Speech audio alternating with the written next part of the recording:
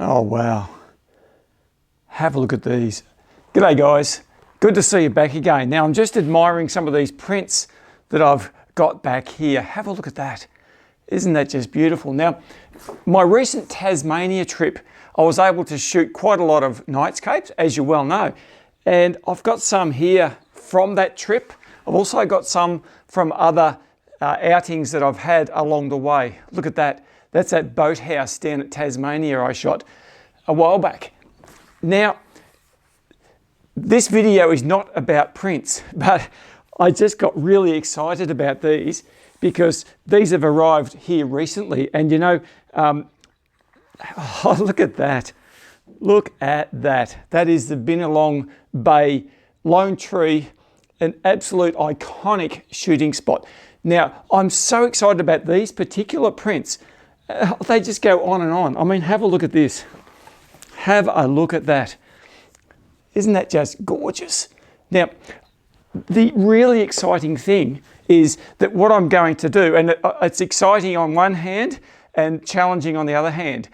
The challenging side is I've been hit hard by COVID lockdowns. I'm not running any workshops. I'm not able to run them. I'm not allowed to get together with people.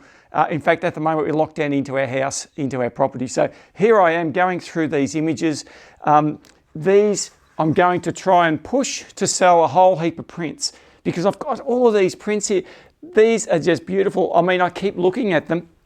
The thing about these is they are ready to frame, and the awesome thing about these, I'm going to talk about this in a different video, but they don't need glass because they've got this laminate on the print, which means that you can just put them up so there's no reflection issues. It's one of the big problems I have with a lot of framing, and I put these into frames, but I'm also willing to just sell the prints by themselves, which means I can ship them all around the countryside. In fact, I can ship them all around the world because they're not very heavy. I mean, I've got images all around this room. This is my gallery, and you can see I've got a lot of them framed up already, and they look absolutely magnificent in frames. But this video is about your images, and I want to run through some more of your images. You might remember, well, now it's about 3 months ago, that I did a video featuring images from you guys who've sent them through to me. And I wanted to just showcase what other people are getting up to. And I did say, you will remember back then, that I was going to follow that up sometime down the track because I had so many images sent to me. Way too many for me to fit into one video. So this is the second video, and I've got a heap more to go. So let's get into it. I want to showcase your images. And here we go with our very first image from Robert Pritchard in New South Wales. Now this image is of Morfett's engine house in Burra Copper Mine, Burra in South Australia. And so Robert has given us some information here. This was shot under a full moon with a Sony a7 III with a 15mm Laowa f2 lens. He shot the sky for one exposure at ISO 4000 for 6 seconds, and he did light painting on the foreground at f2 ISO 100, 1.6 seconds, and he took 8 separate shots. He blended those using Lightroom and then Photoshop. I love this image. I mean, one background image is a lot of moonlight lit clouds, which is one of the features I love when there's moon in the sky. Now, it's pretty unusual to get that detail with the full moon, I think, so it must have been on just the right angle. But I love the way that Robert has lit this old engine house, and it looks absolutely fabulous. One of my favorite type of subjects is old stone ruins. As you can see, well, this is not really a ruin. It looks in fantastic condition, but isn't it just beautiful? Really, really well done, Robert. Once again, we're featuring an image here that is very much along the lines of the style of shots that I love to take myself. And this is a seed drill by Sean Muller from Canada. Now, Sean sent through quite a few images, which are all great, but I picked this one out as something that I just wanted to feature. Sean is shooting with a Canon 6D, I think it's Mark I version, and this is taken with a Sigma 35mm f1.4 lens. So he shot the sky at f1.4 with an 8-second shutter speed at ISO 1600, Then he shot 4 images of the ground or the foreground at f5. They're 30-second exposures at 800 ISO. He's got a little description here, which I love these things. This seed drill, I remember watching my oppa, my dad, seed the farm every year with this. I also used it in the early 1900s. Believe it or not, it actually worked about 25 years ago. So man, oh man, it's really done a good job, this machinery. Now Sean is a really great supporter of my channel. These photos are from his family farm in southern Ontario, Canada. It's about 20 minutes south of Peterborough in the city of Kawartha Lakes. So there you go. And he loves sharing the nightscapes with his family and his kids. And I think that's fantastic, Sean. The thing I love about this image is that it's just got a lot of dynamics that I really like. I love this tree, the outline of the tree with the bit of air glow, maybe a fraction of thin high-level cloud there. And then, of course, the foreground subject, which is the main part of the image. And I love the way he's pushed those over to the third line on the image there. I think it looks pretty good, and I think you've done a fantastic job, Sean. Thanks so much for sending this image in for us. The next image comes from Malcolm here. Now, I think Malcolm is from the UK, and I should know that by now, but I'm just looking at the images. I can't see where it says so. But there's 2 images I want to show you here because they're right next to each other. First is this tractor. Now, all of these images that Malcolm sent through were shot with, as he puts it, an old Canon 5D Mark II with a Samyang 20mm f1.8 lens. The sky is 15 seconds at f2.2 at ISO 3200, and that's a single shot. The foregrounds are 10 seconds at f5.6 at ISO 500. So Malcolm says, I hope you're well, my friend. Yes, I am. Thank you very much. I thought I'd send you a few images as my nightscape journey has progressed over the last year. Thank you so much for your advice and help that you have given me. Oh, and then he goes on to say, we have a lot of light pollution here, so getting the Milky Way is tricky, but I have told myself not to worry and just to enjoy the night sky as it is. And I think that is absolutely fantastic advice. Now, looking at this image of the tractor, I actually love the sky. Sure, there's light pollution. Those clouds are being lit by a town somewhere, but it's got character. And it's got a lot of drama in this image. I love this gnarly old tree, which has been placed in a perfect position because it's not actually intersecting the line of the tractor itself. And I can see plenty of stars behind those clouds. And I actually love the way that Malcolm has lit this tractor. I think it looks awesome. Really, really nice shot. Now, the other image that I was particularly taken with is this old church. When I went to the UK myself, it was full of these beautiful old buildings. Architecture over there is just fantastic. And once again, he's captured a fair bit of light pollution, as he said, but I still like the fact that you can see plenty of stars and the clouds actually create a little bit of drama in that sky. And the building itself, well, what can you say? Brick buildings, a few headstones in the courtyard here, nothing beats that. And the other thing I absolutely like about this image is this sort of bush tree. I don't know what it is, but it gives a lovely frame to the rest of the image on this right hand side. There's some flowers down here that adds to that framing as well. So I don't mind that at all. So really, really well done, Malcolm. Love these images. Okay, let's move on, and this is another great image from Simon Harding. Now, Simon's from the UK, and this is an old Caterpillar tractor, and what a beauty. I love this. This is really, really nice indeed. Just a little bit of info that Simon's left for us. As requested, here's a few examples of images I've taken using your method and guidance. I'm not sure they'll stand up to comparisons with your other students, but I'm still really enjoying the journey. As far as that goes, it's not a matter of standing up to comparisons. Everybody has their own unique slant and twist on each image, and I love all of these images. They're all very different, but I love it. Really, really do. It also says, all the very best. Thanks for bringing this genre of photography to my attention and kindling a real passion and interest in it. And you know, Simon, I think that is the key to any sort of photography. If we have a passion and a real desire to get out there and shoot whatever style of photography it is, then we will succeed. Now, this image is lit beautifully. I love what it is. Now, Unfortunately, Simon hasn't listed his camera details or settings, so I can't give you much info on that, but there's definitely more than one exposure in that foreground. I would suggest there's probably only a single background shot, and well, there's probably 4 or 5 in the foreground. I really, really like it. Now, judging by the moisture on those windows, it looks like it might have been a pretty chilly night out there. I know exactly what that feels like. I've done plenty of these myself. One of the problems you will have when it's cold and frosty like this on windows of cars or tractors or whatever is it reflects your light. So you have to be really careful when shining torches or lanterns around, because you'll often get that bad reflection in the windows and it'll end up being like a light streak or a light trail.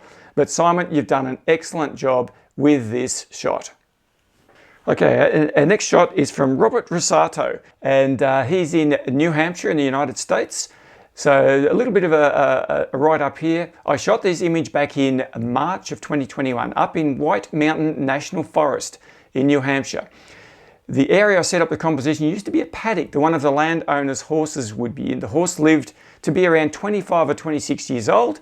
And so after the horse died, the landowner set up an area as a small park for the neighbours to come and enjoy the view of the nearby mountains. What a fantastic idea that is. So there's a bronze plaque on just to the right of the bench here in honour of the horse.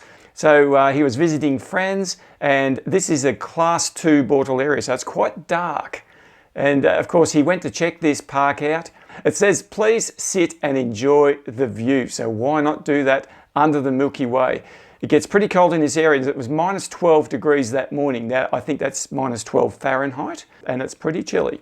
The images were taken with a Nikon D850 using a Nikon 14-24 f2.8 lens at 14mm. Now, he took 16 sky images in total, which he stacked in Starry Landscape Stacker, which is a Mac program. And he said he also stacked them using Sequator, but he found he was getting cleaner horizon using Starry Landscape Stacker. So that's quite interesting. It's one of the intricacies of working with these pieces of software. He did use both, so he must have had a Windows machine as well. Anyway, he says with Sequator, he got more of a glow on the horizon. Noise reduction was similar in both. Anyway, the sky image was shot at ISO 6400 at f2.8 with an 8-second exposure time. The foreground images were shot at ISO 500 at f5.6 and a 20-second exposure. He used 8 separate images for the foreground. So there we have it. Now I love this image. That sky stands out. It's so in your face. The Milky Way core there, it looks fantastic. Nice dark sky location. And of course, you've got the foreground seat and those wooden barrels with the rocks and the plaque. Love this one. Really, really well done, Robert. So our next contribution comes from Daryl Wilk. Now I know Daryl. Daryl's from Texas, and he came over to one of my photography workshops in Australia a couple of years ago. Fantastic bloke. And I've picked out 2 of these images, but I want to highlight the first one here, which is Daryl's favourite. The one that he likes the most is white trees and white lake. He says, I drove 4 hours from Dallas to an extremely remote area in Oklahoma, only to find that the lake and dead trees that I wanted to capture as the foreground to the Milky Way was lit up by 2 very bright LED street lights along a fishing pier. Wow, that happens to all of us, Daryl. I'm really sorry to hear that. And he says, I really felt like turning around and going home. But I thought about the various frustrating situations that you've experienced, as we all have, and yet captured stunning images. Well, I'll tell you what, Daryl, I'm glad you didn't go home, because I love this image. Sure, it's got that light pollution coming from the front and it blows out the trees in the water, but you've captured a fantastic sky there. Now, Daryl hasn't listed his equipment, but I know he shoots with a Sony a7 III, and I reckon just looking at this, it might be I think he's got a 16-35 f2.8 Sony G Master, so I reckon it might be that lens. But anyway, it looks fantastic. I don't know how many shots he's taken here, or if this may well just be a single image. Regardless, I like it. I think it's great. And the other one that I just want to briefly show you is this, because I just love old buildings. I can't resist. And notice the different color tone in this image and the last one. And you know, I really like the fact that people do that. It doesn't have to be the same standard cookie cutter approach for every image that we have. And I like how this one's got a lot more golden glow about it. The sky is a different color. Once again, fabulous image. I love the way that Daryl has put a light inside the building there, which is of course one of my favorite methods as well. And yeah, really, really well done, Daryl. Hope you're going well, my friend. Now moving on, we have an image here from Julie Matters. Now I also know Julie, but Julie lives in Melbourne, so she's a bit closer than Daryl. This is entitled, well, I've titled it Fence Post because Julie didn't give it a title. But her information is this. It's shot with a Canon 6D Mark II and a Canon 16-35 lens. I think it's an f2.8 lens from memory. Anyway, she shot 8 sky images stacked in sequator at ISO 6400 at f3.2, 15-second shutter speed. The foreground is 10 separate exposures at ISO 500, f5.6, 15-second shutter speed. So this is a real classic fine art light painted image. Julie's story goes like this. This was taken in Gembrook, which is a half-hour drive from my home. It was midweek, the sky was clear, and I didn't want to let the opportunity go by. I didn't have to go to work later that day, so off I went at 1 AM in search of a location.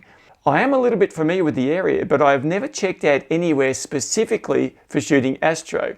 I spent some time earlier in the night researching Google Maps and TPE, so I had an idea of what might work okay. It was a bit nerve-wracking at first being out on my own at 2 AM, but once I got into it, I settled into what I was doing. I took the sky shots first and then got out my torch to do the light painting, and to my dismay, the batteries died. Thankfully, I had taken a lume cube with me, and whilst it wasn't ideal for light painting, it seems to have worked all right. Well, I can guarantee you that, Julie, it has worked fine. And you know, I love these sorts of images, just insignificant scenes that we pass by every day, like these fence posts and a little bit of a road going into the nothingness of the background there. But she's captured this sky beautifully. That is a wonderful image. Milky Way core in Australia here, that's facing in an easterly direction. It looks absolutely beautiful. You know, one of the other things I love about this image, and you'll see it in a lot of nightscape photography, is the silhouette of trees, and dead trees in particular. You can see it over here on the left-hand side, and even a little bit down here. And I like how that sort of sticks out more so than this other bushier stuff here, which doesn't really have any definition. Either way, Julie, I think you've done a fantastic job. Our next image is from Brian Johns in the UK. Now, he's given me 2 shots of the same composition, so I'll show you both of them. This first one that we're looking at is a little bit wider. It's called the Water Bowser. And these were taken last week. Well, last week was probably about 5 months ago, but anyway. But alas, we haven't had the breaks in the weather as we're getting into the beginning of spring here in the UK. So we're a long way past spring there now. But anyway, the low, heavy cloud with the added light pollution lent a different aspect to the image, I think. And that's exactly what I was talking about before. The fact that there's a bit of cloud cover there in the background, lit up by light pollution, doesn't necessarily bother me at all. Another thing I absolutely love about this particular image is the way that it's framed by the trees. I think he's composed this really, really well. Nice low camera angle so the horizon disappears down under there, and he's done a really good job of light painting the Bowser. Not a lot of light spillage on the trees, and I think I love the way it blends away to nothingness up here and right around the image. So that is nice. That is really nice. The settings used were f4, 20mm focal length lens, 10-second shutter speed at ISO 640. Now, he hasn't told me what camera or lens he used, so there's not much we can do about that one. But the second image is a little bit tighter in, just as equally well put together. So I'm assuming he's got a zoom lens because he zoomed in a little bit here. Probably I would prefer the first image, but this one does show a little bit more detail on the Bowser itself and the tires and things like that. So either way, I think they're both excellent work. Really well done, Brian. Our next image is from Paul Bueller. Now, Paul is in California, United States, and he's entitled this Sand Dragon. Shot with the Nikon D800E, a Sigma f2.8 lens at 15mm focal length. He's not telling me what lens that is, but I'm guessing it might be a 14 to 24 f2.8 perhaps. Anyway, his exposure time is 30 seconds at f2.8, ISO 800. Now, a little bit of info about this. The Dragon is part of the Sky Art series around the Borrego Springs area east of San Diego, California. This was shot on a new moon facing south toward a distant power plant on the Salton Sea, and that's what's giving the yellow-orange glow to the south. The Dragon was lit entirely with coloured keychain lights, with some placed statically, the reds and oranges inside the mouth, and the rest light painted to give it a cyan green blue texturing to the body. The artwork itself is all rusted a dark brown, so the image is done in one exposure. So what he's done is he's changed the colour of the Dragon, and I think it looks magnificent. I love that glow on the horizon. People talk about light pollution. I tell you what, this adds so much to the image because the light pollution is actually underlighting this area of the cloud. Now, it's not destroying the starry sky up here at all, so I think it adds to the image. We've got Orion up here above. This is a magnificent shot. And Paul's also included the daytime shot of this scene, just to give you a feel for what it looks like. And I think you'd agree with me that the nighttime image far, far superior to the daytime. Our next image is from the UK, Peter Kennington. And Peter says, well, here in the UK, we don't get many clear nights. And in Lancashire, where I live, very few sightings of the Milky Way core. So for me, the foreground subject is important, backed up with static stars or star trails. And we see a star trail in this case. Now, just a few minutes from home and situated above the town of Darwin sits Jubilee Tower. Sadly, it suffers from light pollution generated by the local towns. Just recently, our clear nights have corresponded to nights of full moon, so I took the opportunity to hike to the top of the moor where the tower is situated. And as I've learnt from your tutorials, I shot the star trails and subject using my Panasonic Lumix GX8 with a Laowa 7.5mm f2 lens. He took 70 star trail images each with a 30-second shutter speed at f2, ISO 800. He processed them in star stacks. For the foreground tower, I used 5 images taken at ISO 400 at f4, 15-second shutter speed, and processed in Photoshop using layer masks. The tower was lit by an orange gel lamp and my LED lenser head torch applied to several areas, including the top section. Well, Peter, I'll tell you what, this is a lovely image. I love the way that you've centered the image under the star trails. And I just loved what you've done with this. Now, this is shot with a Panasonic Micro Four Thirds camera. So a lot of people worry about the cameras and whether their camera is good enough to shoot Nightscape images. Well, Peter's proving here that he's using a Panasonic Micro Four Thirds sensor and he's getting an excellent result. I love the way that you've lit this structure, Peter. Excellent work. Our next image is from Erwin Morrow, and he lives in Cornwall, UK. He's shooting with the Canon 5D SR and a Sigma 24mm prime lens. This image is the Wheel Coats on the north coast of Cornwall. It's an old tin mine and it looks fantastic against the Atlantic Ocean. This is a full moon shot, so there's another full moon shot. Interesting, we've had a few of those today. Even though you can't see the moon in this photo, you can see where it's shining onto the sea behind the mine. I got very lucky with the clouds that night. It was exactly what I wanted. I took 1 sky shot and 10 foreground images for this one. So the settings are this. The sky is ISO 160 at f1.4 aperture, 24mm lens, 10-second shutter speed. The foreground is ISO 200, f5.6 and at 10-second shutter speed. Wow, I love this image. It is simple, yes. Again, the clouds add so much to this shot. So I've talked about this in plenty of videos, but clouds are not necessarily the worst thing that can happen, especially when you've got a nice high-level cloud like some of this is, and you've got blue sky coming through. That's because of the full moon. But the foreground subject here is lit beautifully, and the ocean. Have a look at that. Bit of a town in the distance, but that's not killing this shot at all. I love it. I think it's a fantastic shot, Erwin. Really, really well done. Okay, well, we're running out of time, but this is going to be the last image I show in this section. And this is from Rayleigh Mead. Rayleigh lives in San Antonio, Texas.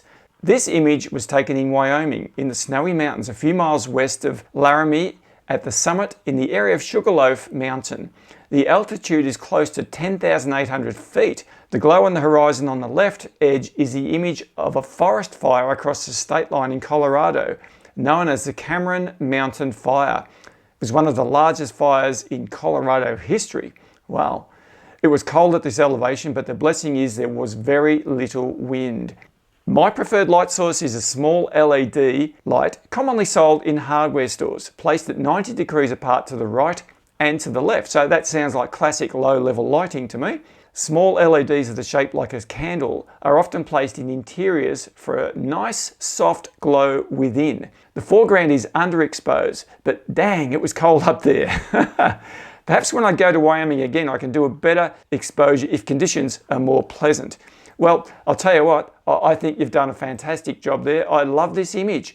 I love what you've done here with the Milky Way core. It looks so beautiful. And the light painting you've done with your low-level lighting, well, I can't say anything bad about that. That is really, really nice indeed. Now, again, I don't know what camera and lens, and I don't really know the settings, so I can't help us too much there. Either way, that is a lovely, lovely shot. And you know, sometimes because it's a bit hard work to get up there, it's a high elevation, it's freezing cold, it makes it all the more worth it. And I often say that, you know, it's all about the journey, not just the destination, or not just about the image. This image, I'm sure, will long live in the memory, and as will all the images that were showcased here tonight. So love this one, Rayleigh, really, really well done. So what I'm going to do now, I did have plenty more images, but I just haven't got the time to run through each one individually. So I'm going to put together a slideshow just to show you what some other fantastic nightscape photographers all around the world are getting up to. Let's have a look.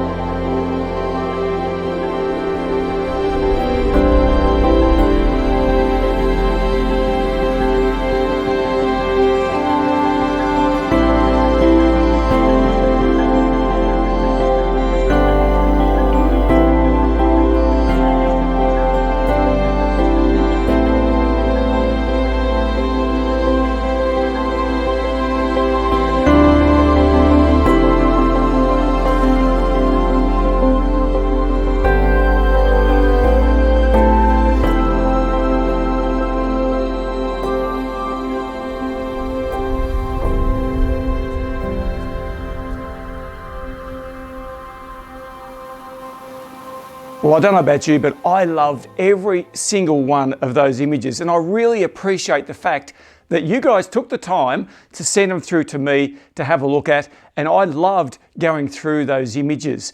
I'm going to do a similar thing in the future, but we'll see how we go with that, because it took me a long time, as you well know, to get around to sorting through all of those images. So once again, thanks so much. I'm going to get back to my prints here. In the meantime, oh, by the way, this one isn't going to be for sale. That's going up on my wall. I can't resist a good selfie. You guys already know that because I talk about it all the time, but I'm never going to forget that night, that's for sure. All right, guys, thanks so much. I'll see you in the next video. Take it easy.